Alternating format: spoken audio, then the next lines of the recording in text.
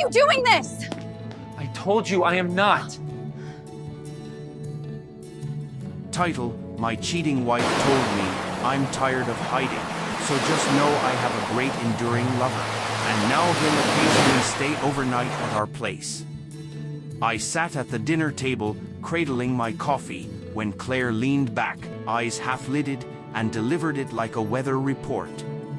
She swirled her wine, that smug look settled on her face, the one that had chilled me for months, and said, casually, I'm tired of hiding. I have an enduring lover. He'll be staying over sometimes. My fingers tightened on the mug, but I didn't flare the way she wanted. No noise, no fury, only a slow breath. I already knew. I'd watched the late nights, the sudden care with her hair, the way she pulled away when I reached for her and yet never let the phone leave her hand. Still, hearing it out loud, without shame, was another thing. She was watching me, baiting me for a reaction. She hoped for shouting or begging, whatever would validate her power.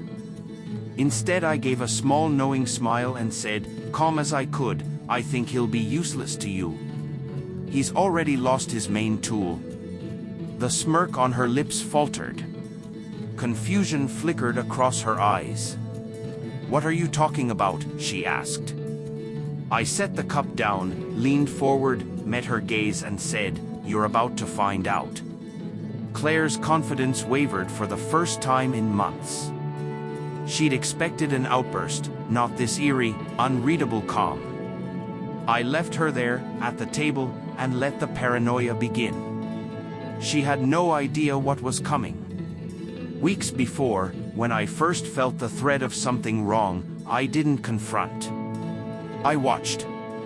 I recorded patterns. I planted cameras. I followed her once to confirm what I suspected. Her enduring lover, a man named Daniel, walked into my house thinking he was invisible.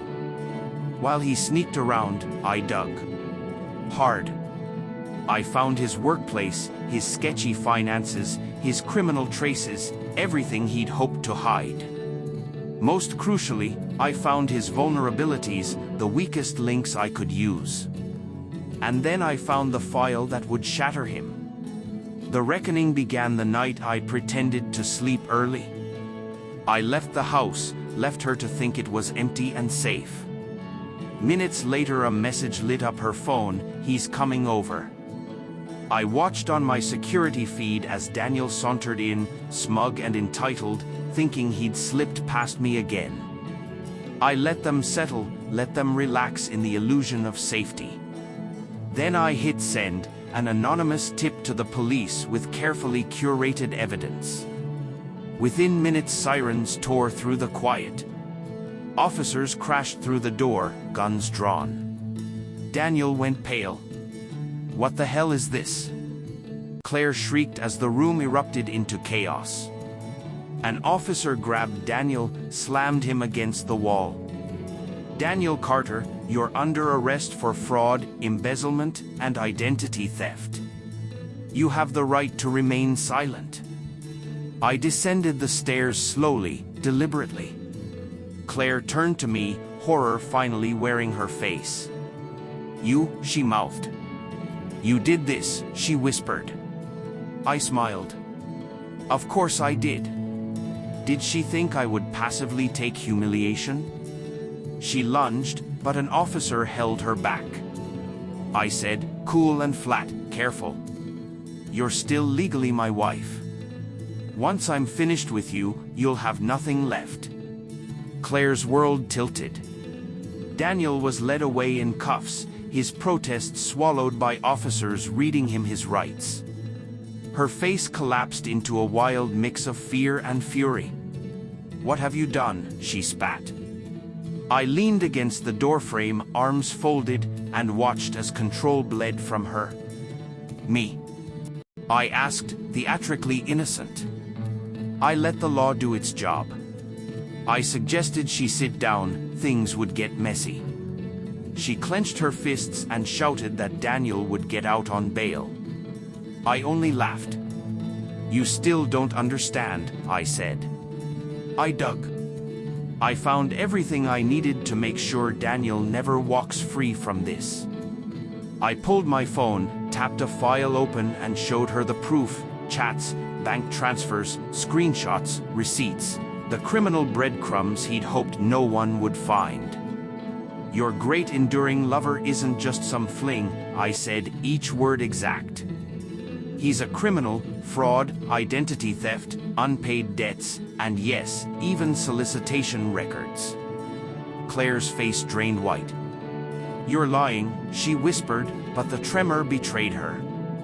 I turned the screen to Claire and watched panic bloom. When the court learns you not only cheated, but brought a criminal into our home, introduced him around, how do you think that looks for you? Her hands shook. I didn't know, she stammered. I corrected her gently, you didn't care. The truth landed with merciless weight. I kept going. You might want to check your bank accounts, I said casually, and watched the moment her head snapped up. I shrugged. Oh wait, never mind. They're empty. Her eyes searched mine, incredulous. What? I explained I'd been moving funds for months, carefully siphoning what she thought was her safety net. Every illicit transfer, every dinner on his tab, each dollar spent on the affair, tracked and reversed. I'd filed for divorce earlier that day and arranged it so she walked away with nothing. She grabbed her phone, fingers shaking, scrolling her balances. You're lying, she whispered, voice thin as paper. Check, I said casually. Oh, and the house? You signed a prenup. The desperation in her gaze turned raw. You bastard, she spat. You can't do this. I stepped in, voice low, I already did. Tears flooded her eyes. The smug woman who waved a contract in my face only weeks ago was gone, replaced by a woman haunted by fear. No money, no roof, a reputation dissolving. And I wasn't finished. Now, I said, stepping back, you have about 24 hours before the real fun starts. Her face twisted with anger and confusion. What do you mean? I smirked. Her phone began to ping, then ping again and again. Dozens of messages exploded across the screen, screenshots of her affair, the police report about Daniel's crimes, a leaked copy of the open marriage agreement she'd tried to foist on me, now circulating and mocked online. Group chats filled with evidence. Family threads lit up. Her workplace inbox flooded. Even her yoga instructor got a copy. You sent this to everyone, she choked. Not just them, I said, turning toward the hallway. Your job, our neighbors, family. Everyone. Enjoy being the town's headline. I walked out and left her standing in the ruins. I didn't turn back. By morning Claire's world was unrecognizable.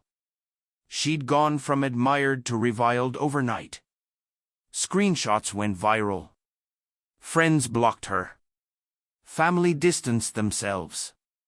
Colleagues watched with thinly veiled disgust, and her boss had no choice but to terminate her employment. The company needed distance from scandal.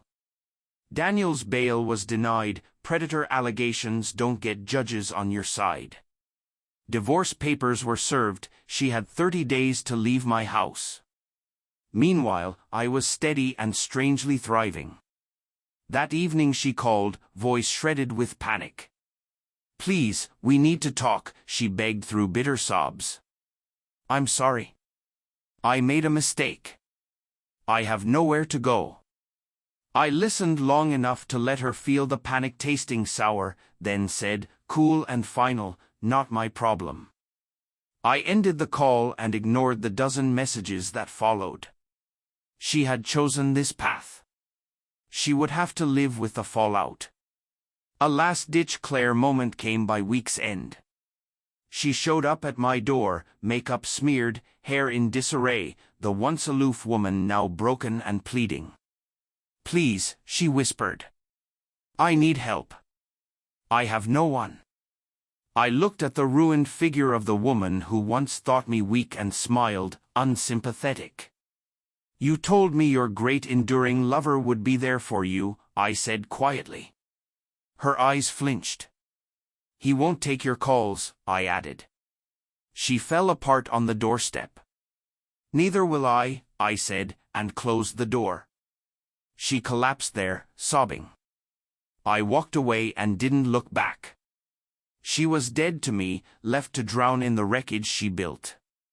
Was my revenge justified, or did I go too far? Let me know in the comments.